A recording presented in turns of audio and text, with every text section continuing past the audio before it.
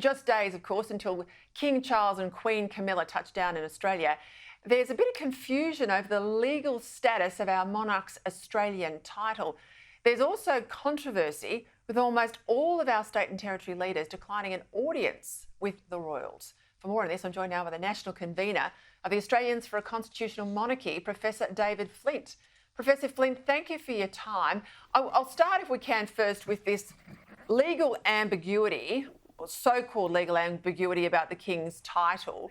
There are reports that the proclamation of his title was incorrectly styled in Australia and that it's inconsistent with other territories. And originally, the government was told that legislation was needed to remediate this. Then there's reports today that they don't need or may not need this legislation.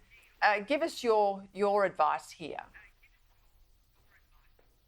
Well, I doubt if they need legislation, but it would be nice to have it. They did make a slight error when they rushed it through, as they probably did. They repeat the word king twice. He's King Charles the Third and then king, comma, king, which is not done. They should have said Charles the Third, king, but what does that matter? It's not that important, though you would think that that would be done properly.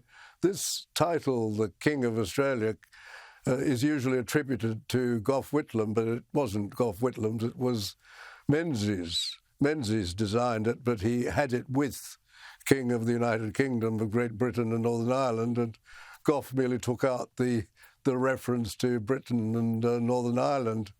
But I doubt that it's a serious matter, but it would be nice to have it consistent so that you don't repeat the word king twice. It's a little strange, but in no way does it affect the legality of his being King of Australia. I don't think I trust the government to put through any legislation and not think there are other hooks in it in relation to the Crown in this country. What do you make? The Prime Minister, just I'll digress for a moment, the Prime Minister at the last reshuffle dumped this idea of having a minister for a republic. I think after The Voice he realised he was going to get nowhere, so he tidied that up. It's now gone.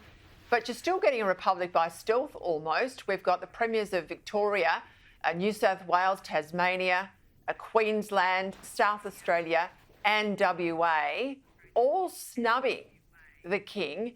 They're not attending this welcome reception for him on Monday. They're all saying they've got other priorities.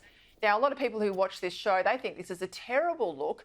They say they don't want a republic, they like our current arrangements, and they expect the government we elect to treat them with respect.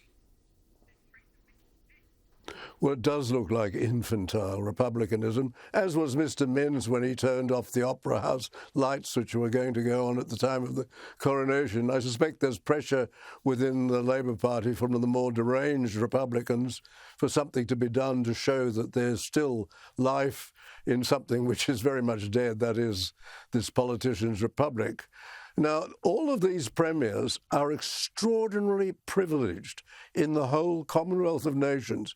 No other state leaders at the state level, not the national level, have the right to give advice directly to the King, and we have that under the Australia Act. And they ought to respect that, and they ought to respect the fact that they are in allegiance to the Crown.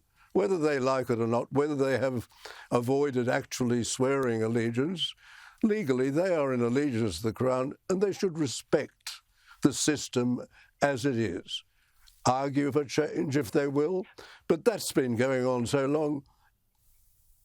You know, it's 25 years. What about this? 25 years since the Australian people affirmed their loyalty to the Crown in the referendum.